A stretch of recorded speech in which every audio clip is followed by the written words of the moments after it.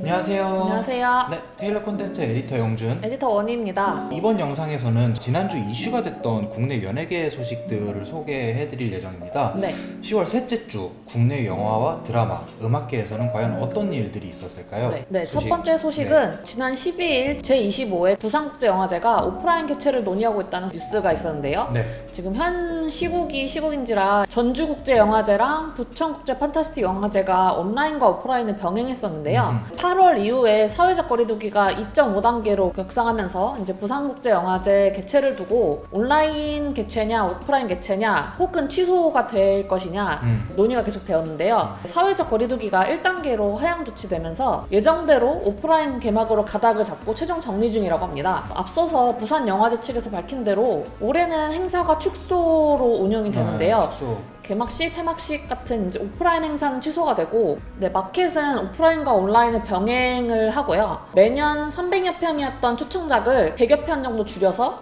192편만 초청을 했고요. 영화의 전당 5개 스크린에서 열흘간 상영을 할 예정입니다. 15일 2시부터 온라인 티켓 예매가 시작이 되었는데요. 21일부터 30일까지 그 영화제 행사 기간 중에는 그 현장에서 매표소를 운영하지 않고 스마트폰 모바일 티켓만 배부된다고 합니다. 예년과 달리 올해는 지그재그로 한 자리씩 뛰어앉는 그 좌석 거리두기로 관객수가 제한이 되었고 이제 각 영화당 한 번씩 상영을 하기 때문에 굉장히 예매가 치열했습니다. 이날이라든지 그런 영화제에서 굉장히 기대가 됐던 그 작품들이 있었는데 그거는 이미 매진된 작품들이 되게 많아요. 네, 영화인들의 관심이 큰 만큼 무사히 오프라인 개최가 이루어지길 바랍니다. 제25회 부산국제영화제는 10월 21일부터 30일까지 진행이 됩니다. 네, 두 번째 뉴스는 무엇일까요? 네, 하반기 기대작 콜, 낙원의 밤, 그리고 승료가 극장이 아닌 넷플릭스에서 공개될 가능성이 제기됐습니다. 그 하트어택 이충현 감독이 연출을 하고 박신혜, 전종서, 김성령, 이엘 등이 출연한 콜은 그 서로 다른 시간에 살고 있는 두 여자가 한 통의 전화로 연결이 되면서 벌어지는 이야기를 그린 스릴러입니다. 원래 이제 지난 2월에 개봉 예정이었으나 현 시국 때문에 개봉이 미뤄진 이후 개봉 날짜가 확정되지 않은 상황이었어요. 그렇죠. 네.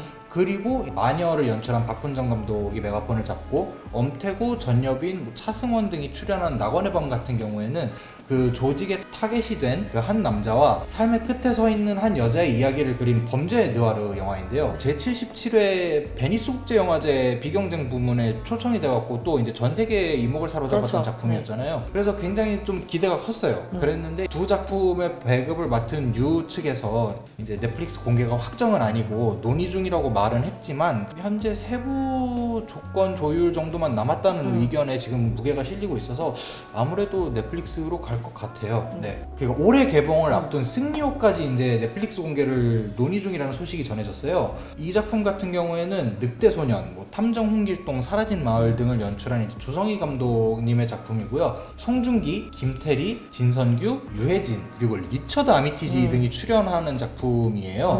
2092년을 배경으로 우주 쓰레기 청소선 승리호의 선원들이 이제 대량 살상 로봇을 발견한 이후 그 위험한 거래에 뛰어든다는 내용을 그린 작품인데요. 제작 당시부터 한국 영화 최초의 이제 우주 SF 블록버스터라고 이제 굉장히 큰 관심을 받았던 작품이에요.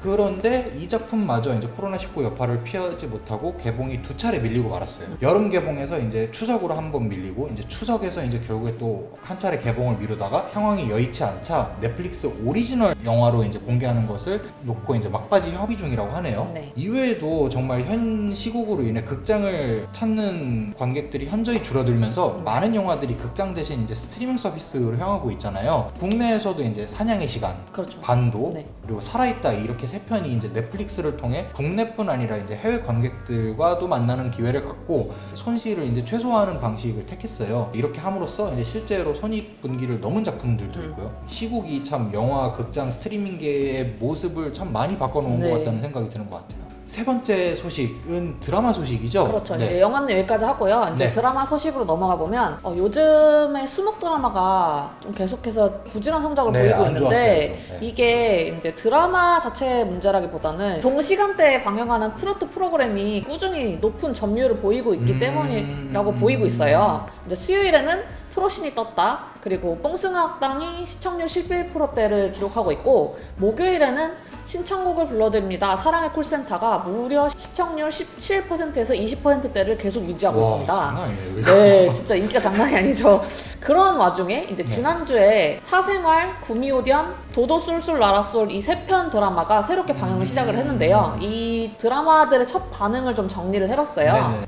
TVN 수목 드라마 구미호견부터 말씀을 드리면 네. 10월 7일 수요일 10시 30분에 첫 방영을 했고요. 악의 꽃 드라마 후속작입니다. 도시에 정착한 구미호와 그를 쫓는 프로듀서의 판타지 액션 로맨스를 다루고 있고, 이동욱, 조보아, 김범, 김용지 배우가 출연을 하고요. 이제 첫 시청률이 5.5%대를 기록을 했습니다. 신작 드라마 3편 중에 가장 높은 화제성을 보여줬는데요. 이동욱과 조보아 배우가 보여주는 그 비주얼, 그리고 이제 그 배우들이 보여주는 그 케미스트리에 굉장히 호평이 많았고, 한국 설화를 기반한 그 소재에 대한 긍정적인 반응이 굉장히 많았습니다. 네, 두 번째 드라마는 KBS2 수목 드라마 도돌소솔 라라솔이고요. 10월 7일 수요일 9시 30분에 첫 방영을 시작했고, 출사표 후속작입니다. 에너제틱 피아니스트 구라라와 알바력 만렙 선우준의 반짝반짝 로맨틱 코미디를 다루고 있고, 고아라, 이재욱, 김주원 배우 등이 출연을 했고요. 시청률은 2%대를 기록을 했습니다.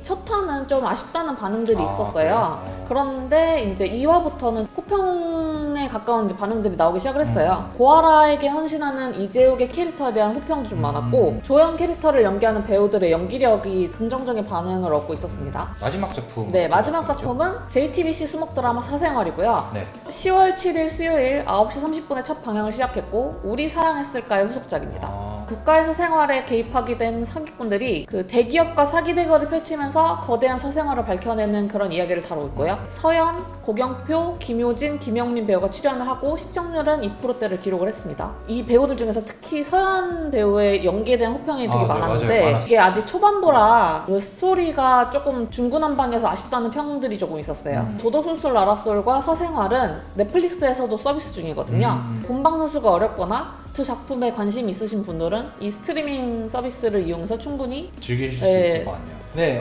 이번에는 음악계 소식을 조금 다뤄보려 합니다. 방탄소년단의 최근 그 수상소감이 그 중국 내에서 큰 반향을 일으켰다는 소식이 전해졌어요. 방탄소년단이 이제 비영리 단체 코리아 소사이어티에서 주는 벤플리트상을 수상을 했어요. 그 벤플리트상 같은 경우에는 한국 전쟁에 참전한 그 제임스 벤플리트 미 8군 사령관을 기리고 한미 민간 우호 증진에 기여한 이들에게 건네는 상인데요. 이 상을 받은 이제 RM이 올해 행사는 한국 전쟁 70주년을 맞아 의미가 남다르다. 우리는 양국이 함께 겪은 고난의 역사와 수많은 남녀의 희생을 영원히 기억할 것이라는 수상 소감을 이렇게 딱 남겼어요. 그랬는데 이거를 두고 이제 중국 네티즌들이 중국 군인들의 희생을 무시했다라며 굉장히 크게 반발을 했다고 해요. 뒤이어서 이제 환구시보, 통신왕 등 이제 현지 매체들이 실제 이제 RM의 수상 소감에는 없던 표현들까지 이렇게 좀 포함시켜서 반미 반 BTS 여론을 이렇게 막 부추긴 데 이어서 한 중국인 BTS 팬이 BTS 폰 케이스를 들고 갔다는 이유만으로 이렇게 길을 가다가 묻지마 폭행을 당했다는 소식까지 이렇게 들려왔어요. 이러한 소식이 이제 막 전해지고 이제 국내외 팬들 그리고 이제 전 세계 언론의 비판이 거세지자 결국 그런 좀 자극적이었던 기사 제목들을 수정하거나 이제 해당 보도를 아예 삭제하는 조치가 취해지는 등 거셌던 반발 여론이 조금은 누그러들었어요. 물론 이제 한국 언론의 선정적인 보도가 중국인들의 화를 부추겼다라는 책임 회피성 반응도 이제 몇몇 언론에서는 보였어요. 그렇군요. 네. 한편 우리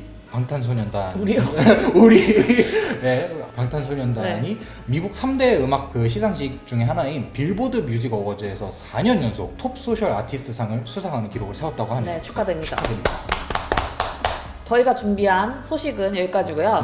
네, 다음 주에도 흥미로운 소식들을 정리해서 찾아보도록 하겠습니다. 네. 안녕.